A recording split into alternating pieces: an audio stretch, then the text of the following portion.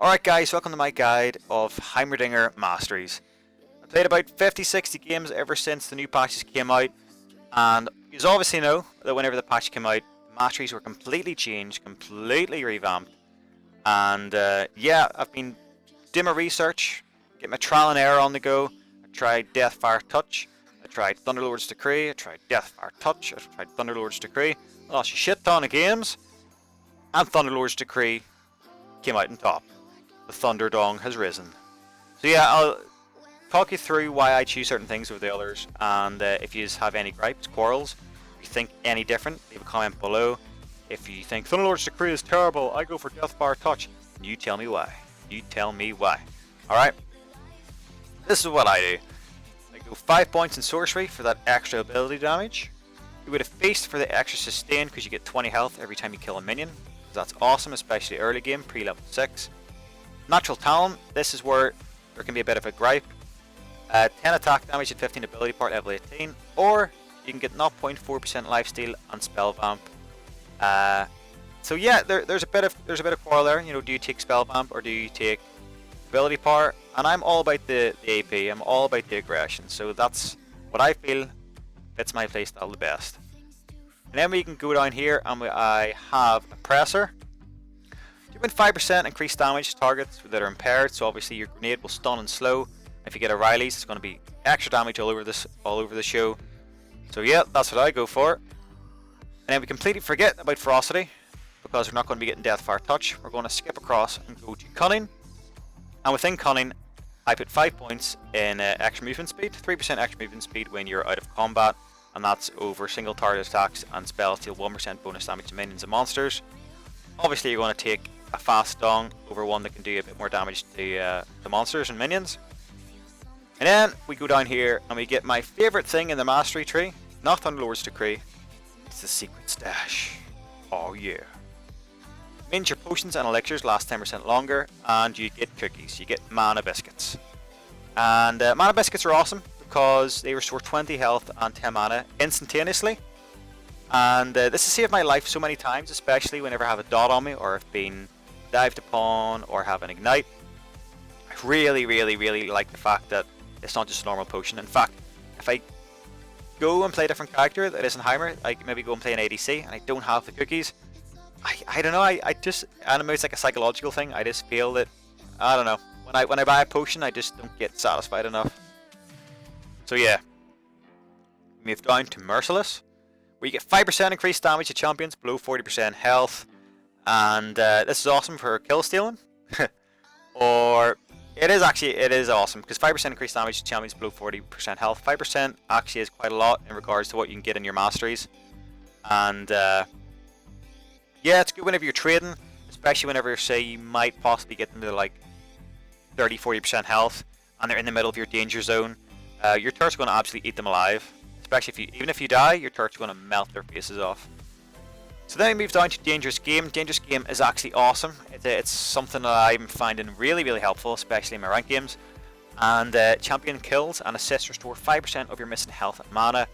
And it's actually happened to me a few times where the jungler has come out to gank me and mid has been really low, like literally on 5% health.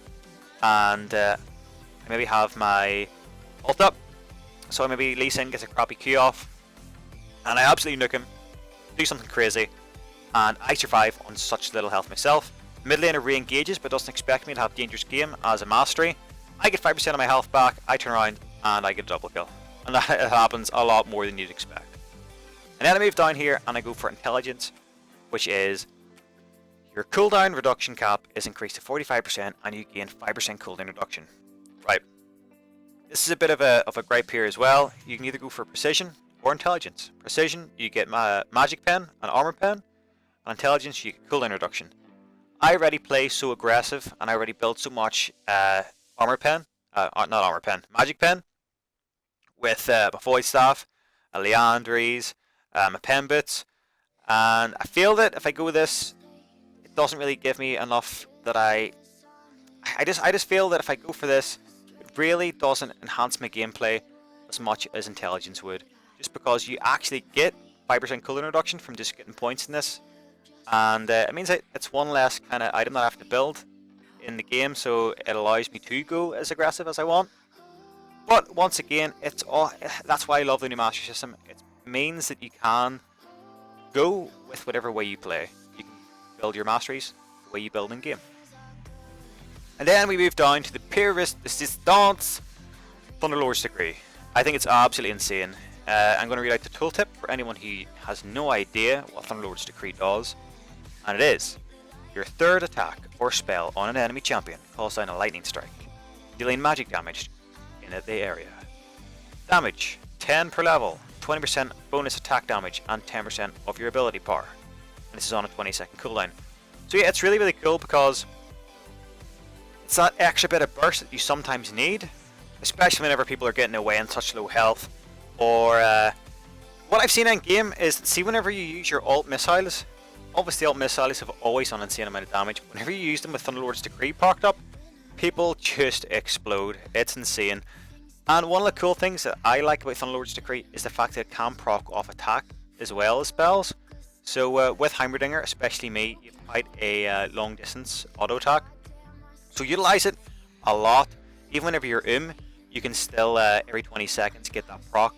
So if you're and you know, you have a good amount of sustain in regards to your Thorns rings and your turrets are down, and obviously you have a good health regen anyway with being Heimerdinger from your passive, you can just keep poking the crap out of the mid laner or top laner, whoever you're against, with your auto attacks and proccing that lightning strike every 20 seconds.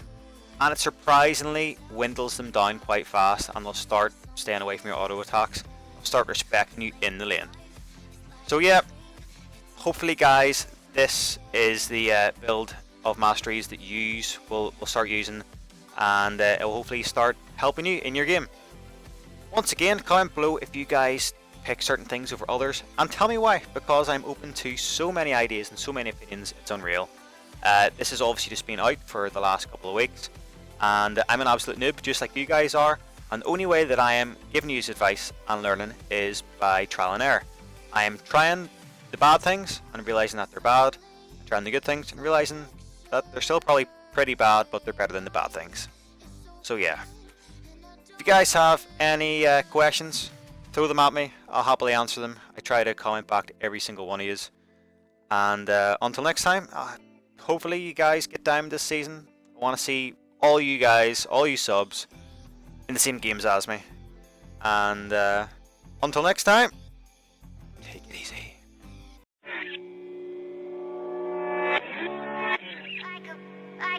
Like a bullet train, moving like the speed of sound.